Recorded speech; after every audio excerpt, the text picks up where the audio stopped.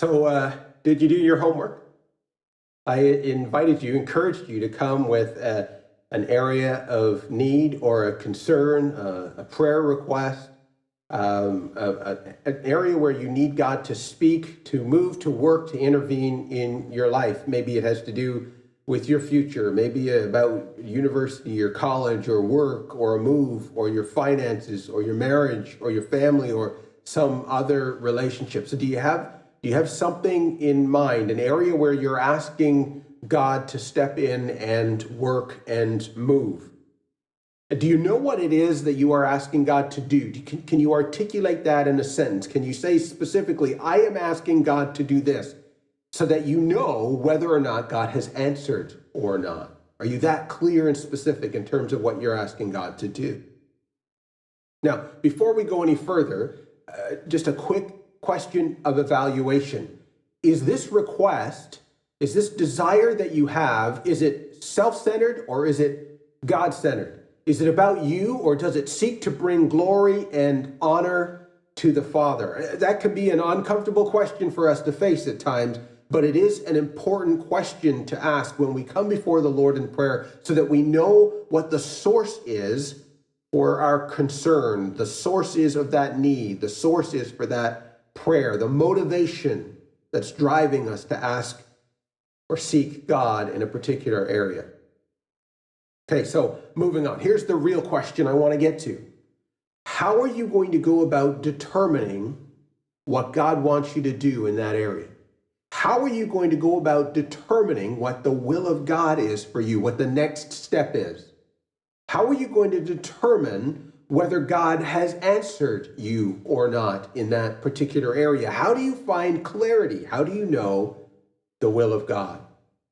Now, for most of us, we just rely on our circumstances. We'll spiritualize it. So if we're praying for something and it happens, we say, well, God said yes. And if we're praying for something and it doesn't happen, we say, well, God said no. If we're praying for something and it doesn't happen right away, we say, well, God said, wait a while. Really, all we've done is taken our circumstances as God's answer to our prayer. Now, I don't know about you, but that doesn't sound like hearing God to me. If I'm just waiting on my circumstances and then I go, oh, well, okay, I'll just kind of slap a God said sticker on that. That's not hearing God. That's not intimacy with God. And I don't know about you, but my desire is to hear God and develop intimacy with God. And so I wonder if most of us are not hearing God's voice at all, if we're just listening to our circumstances and then after the fact saying, oh, well, that must have been God. So that's what we want to look at. In the passage we read earlier, David has been anointed king. I asked you what you're struggling with. I asked you for a prayer need, a prayer concern. In David's instance, at this particular point in his life, the concern would have been, how does he become the king that God has anointed him to be? Saul is chasing him. Saul is after him to kill him. But David has been anointed and called of God to be king. God, how do I accomplish your will and take the throne? So in 1 Samuel chapter 24, Saul has assembled an army of 3,000 chosen men, and he has pursued David into the wilderness of En-Gedi. While they are hunting David, Saul needs to go to the bathroom, and so he ducks into a cave out of view. But what he doesn't know is that he's ducked into the precise cave where David and a few of his men are hiding.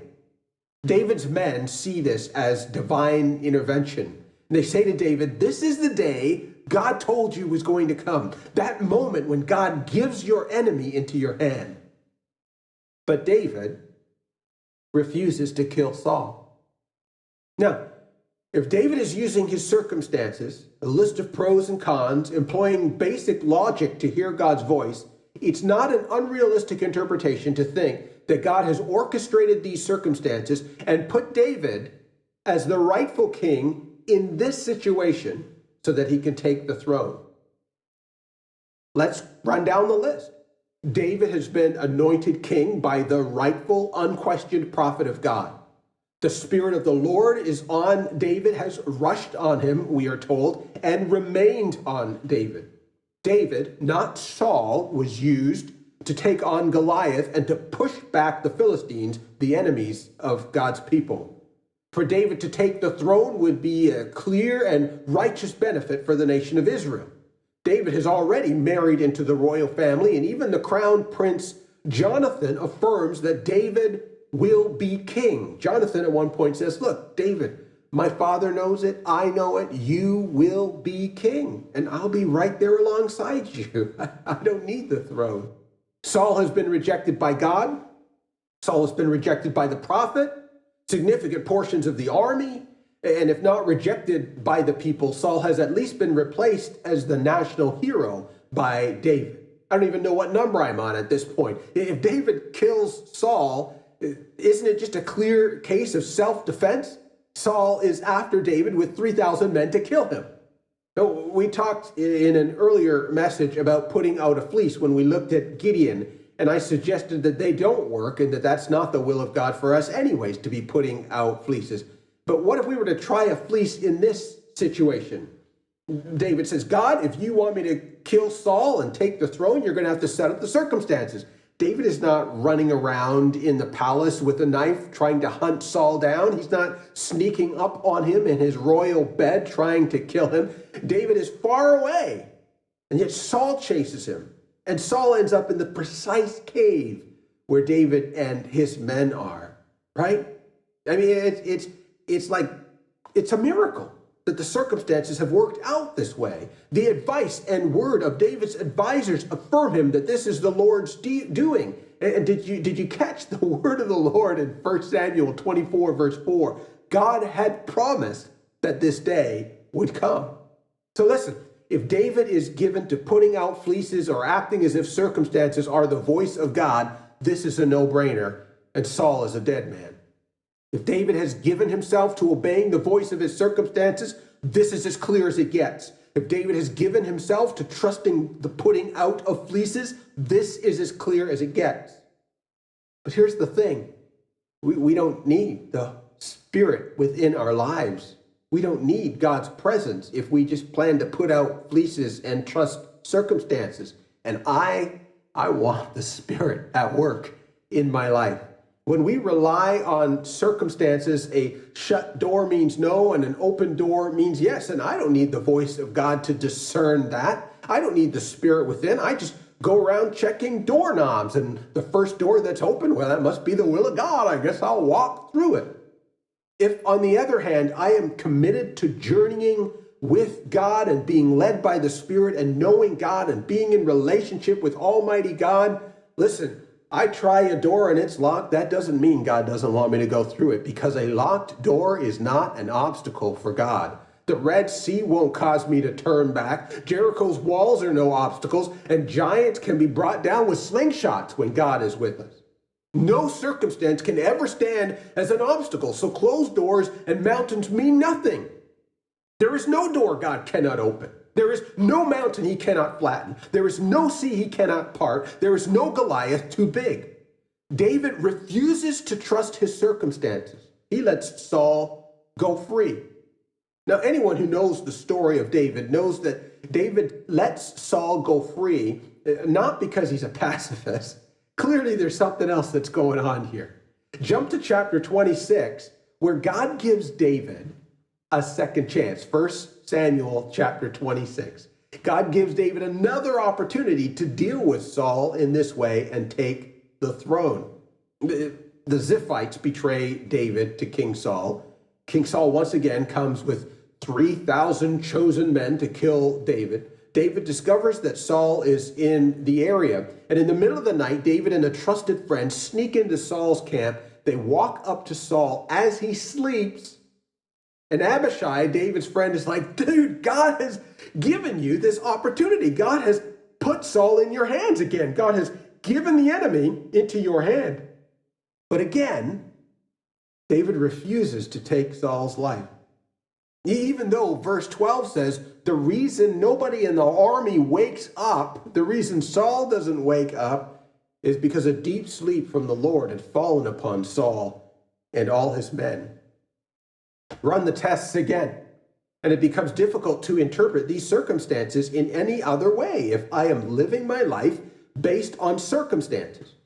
Twice, David has had Saul at his mercy, and both times his advisors tell him to go for it. God seems to help out by keeping everyone asleep, but David refuses to listen to the voice of circumstances. Now, let me be very clear here. I am not in any way suggesting that God cannot, will not, or does not use circumstances at times to make his will and purpose known. I'll say it again.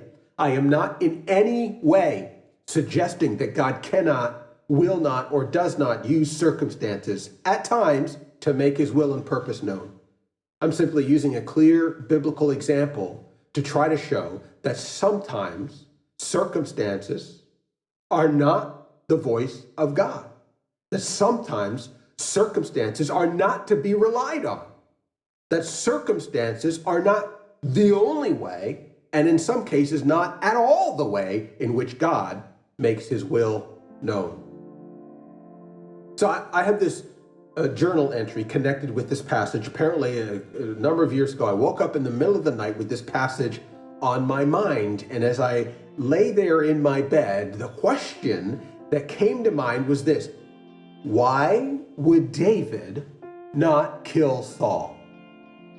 If being on the throne was the goal, if that was the will of God, if the good of the nation was at stake, God had anointed and appointed David, the Spirit had rushed and remained on him, why would David not have seized this opportunity to, quote unquote, walk in the will of God and secure the throne? And as I lay there reflecting on that, I thought, what if David didn't want to do anything that he thought might jeopardize his relationship with God? What if David's desire was not so much for the throne, but for ongoing intimacy with God? What if David's thought was, well, yeah, I could kill this guy and get the throne, but what would murdering this guy in his sleep do to my relationship with a holy God? Often when we face challenges and struggles and hurdles and needs come into our life, we come to God not out of love or intimacy, but more concerned with having our prayer answered. What if God's main priority is our deepening relationship with him? And too often we completely forget about our relationship and we turn our gaze towards the thing we want fixed or the thing we want, period. We look at the obstacles, we look at the need, we look at our desires, and we find ourselves longing more for the thing, more for the fix, than for intimacy with the one we are praying to. So look at that thing that you have written earlier, that need, that concern about your future, about your family, about relationship, about studies. Look at that thing that you have written, that area where you need the Father's wisdom, that area of struggle. Is that thing more important to you than your relationship with God? Is that area more important than intimacy with the Father? Listen, whatever you face, whatever God invites you to, his purpose is deepening relationship.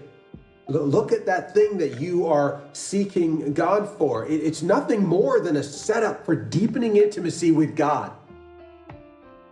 And I encourage you to use your journey through that area of concern, your journey in the midst of it, as an opportunity to lean into getting to know God better. Can I encourage you to make intimacy with God and hearing God the priority as you journey through that area, that struggle, that need, as you seek God in the midst of it? Seek God.